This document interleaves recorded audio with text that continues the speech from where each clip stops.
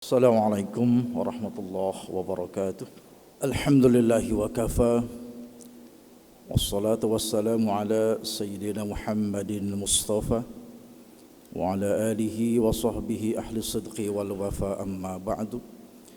Asyhadu an la ilaha illallah wa asyhadu anna Muhammadan abduhu wa rasuluhu wa la nabiyya ba'dah. Allahumma salli wa sallim wa barik ala sayyidina Muhammadin وعلى آله وصحبه أجمعين. فقال تعالى في كتابه الكريم وهو أصدق القائلين: أعوذ بالله من الشيطان الرجيم يا أيها الذين آمنوا اتقوا الله حق تقاته ولا تموتن إلا وأنتم مسلمون.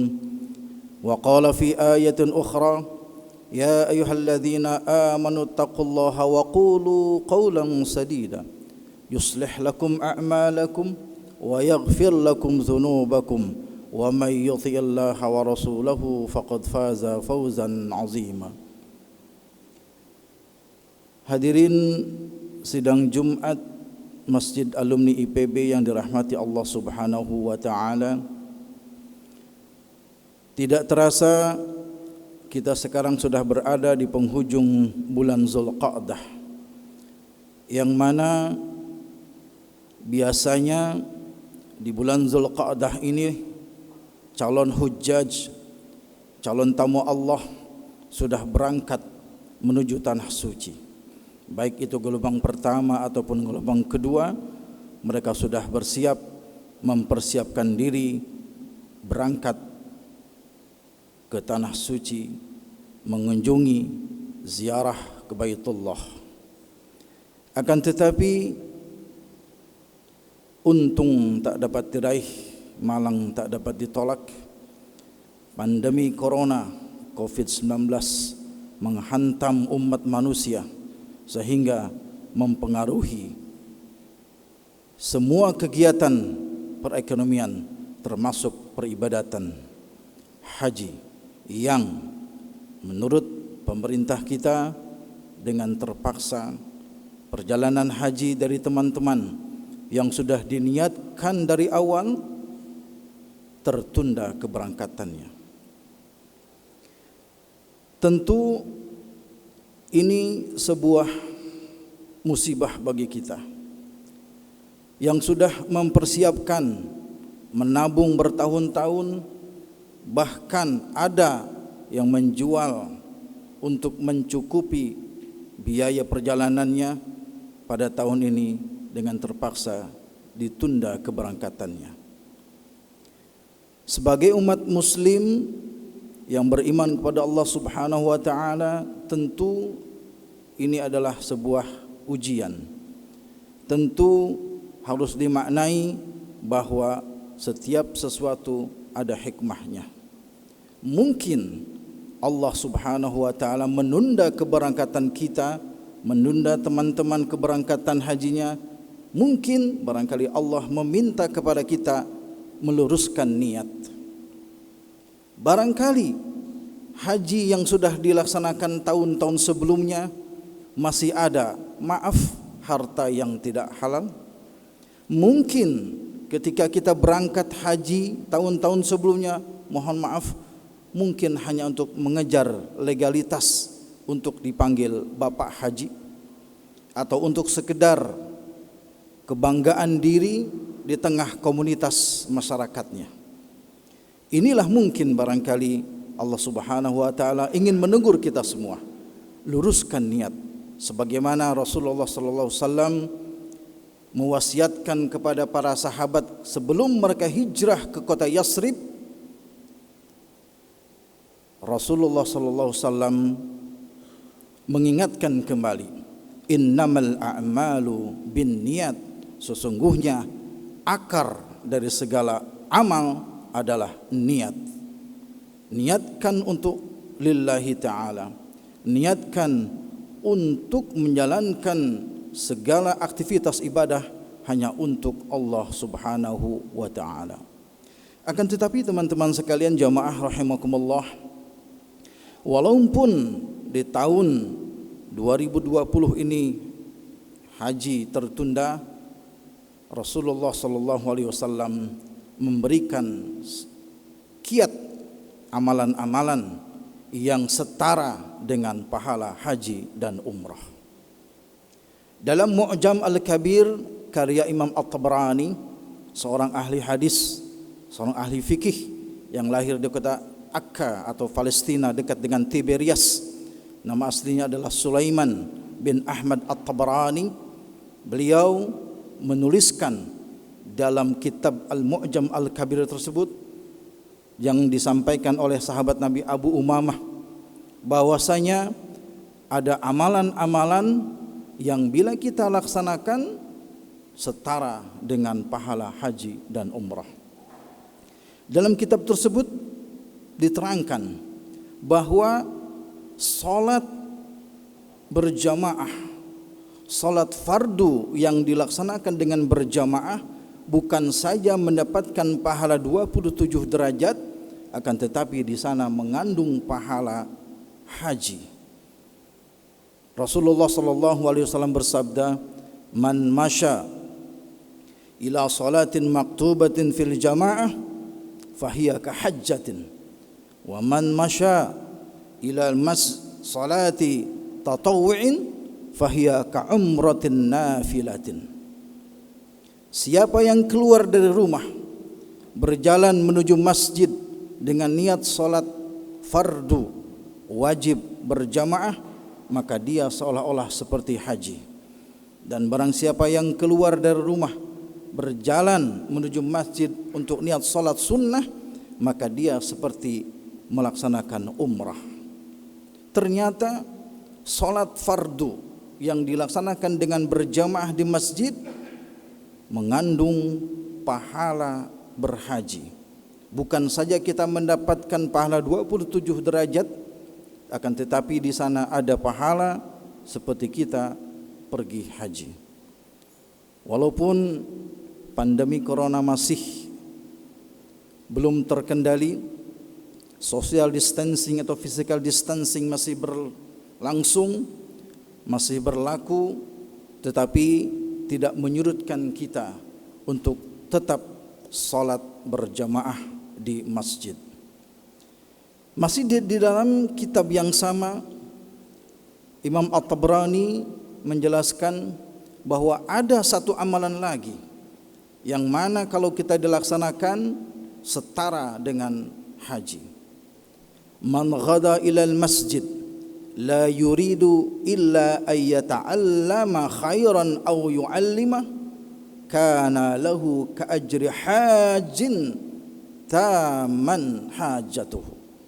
Siapa yang keluar berangkat ke masjid dengan niat tujuan talabul ilm, untuk niat mencari ilmu, untuk niat belajar agama atau mengajar, kana lahu, maka bagi dia disediakan pahala seperti orang yang haji tamah, sempurna hajinya. Maka ketika teman-teman datang ke masjid dengan niat untuk talabul ilmi, dengan niat untuk menggali keilmuan agama Islam supaya kita lebih baik lagi dalam beribadahnya, dalam muamalahnya, dan dalam aspek kehidupan, maka ketika kita datang ke masjid dengan niat untuk mengaji, dengan niat untuk talabul ilmi, dengan niat untuk menggali kajian ilmu-ilmu agama, maka disitulah Rasulullah SAW menjanjikan orang yang melakukan ini akan mendapatkan pahala seperti orang yang berhaji sempurna hajinya. Yang ketiga, amalan yang setara dengan haji dan umrah adalah seperti yang diterangkan dalam sebuah hadis, man shallal ghadata fi jama'atin thumma qa'ada yadhkurullaha hatta tatlu'a asy-syamsu thumma shalla rak'atain kanat lahu ka ajri hajatin wa umratin tamah. Hadis ini diriwayatkan oleh At-Tirmidzi.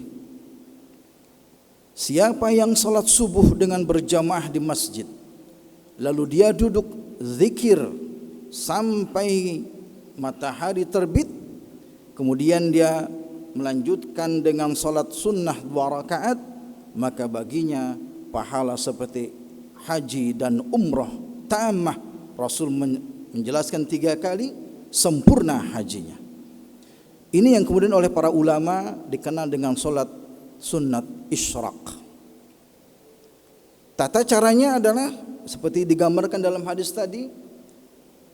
Yang pertama adalah harus salat subuh di masjid dengan berjamaah. Lalu yang kedua, tidak keluar dari lingkungan masjid itu, zikir di dalamnya bisa membaca Al-Quran, bisa dengan membaca tasbih, bisa juga dengan diisi kajian-kajian keilmuan agama sampai kemudian terbit matahari 1 tombak atau kira-kira 10 menit minimal dari tulu'us syams, dari terbitnya matahari, lalu dia melaksanakan salat sunnah 2 rakaat, maka bagi dia seperti orang yang sempurna hajinya.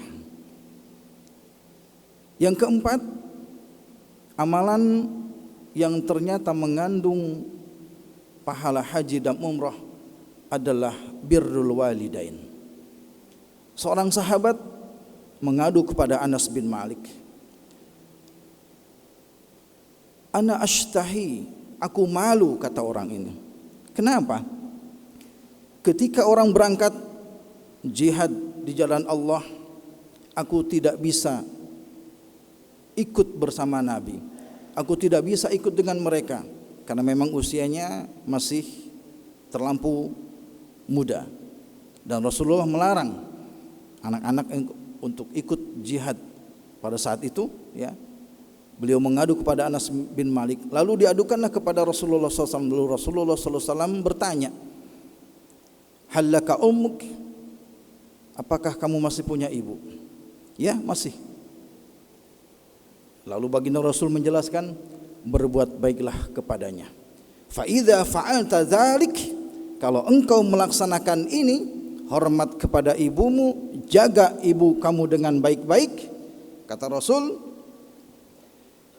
fa anta hajun wa mu'tamir wa mujahid, maka kamu akan memperoleh pertama haji, yang kedua kamu akan mendapatkan pahala umrah, dan yang ketiga kamu sama dengan kami, yaitu berjihad di jalan Allah.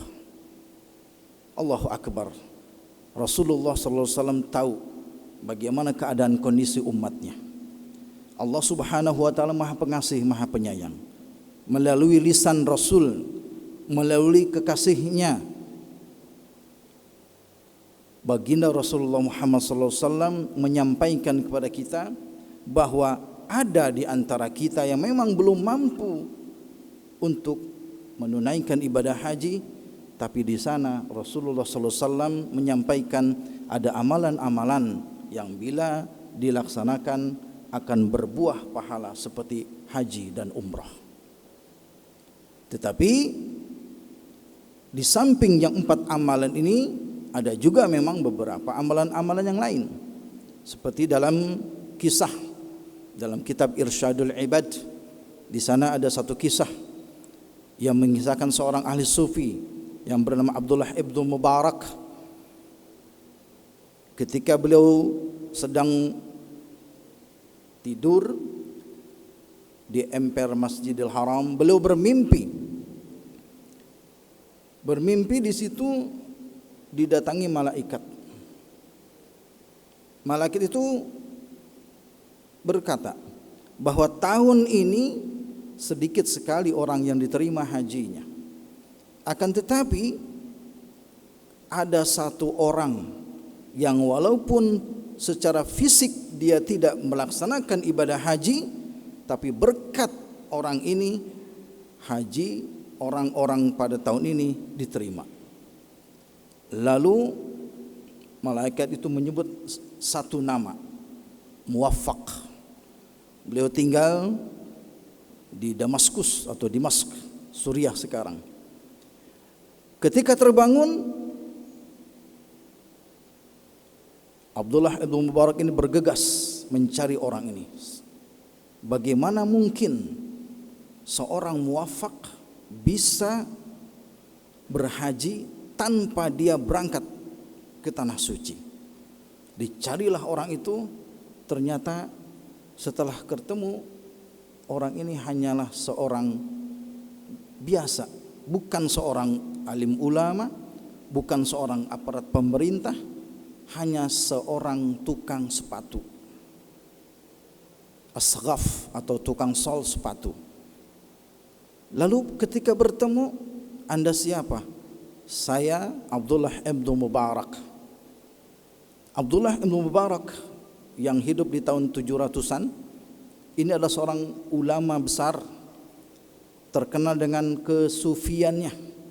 Maka ketika mendengar nama ini, Al-Muwaffaq pun hampir jatuh pingsan. Kenapa? Karena memang dari dulu dia ingin ketemu dengan sosok yang namanya Abdullah ibn Mubarak. Tapi ternyata Allah mempertemukan mereka. Lalu kata Al-Muwaffaq, apa maksud datang ke tempat kami? Ini adalah sebuah kehormatan bagi kami. Kata Ibnu Mubarak atau Abdullah ibn Mubarak, justru saya yang akan bertanya kepada Anda, kenapa Anda bisa seperti ini? Kenapa Anda ditakdirkan berhaji tapi Anda tidak pernah berangkat ke tanah suci?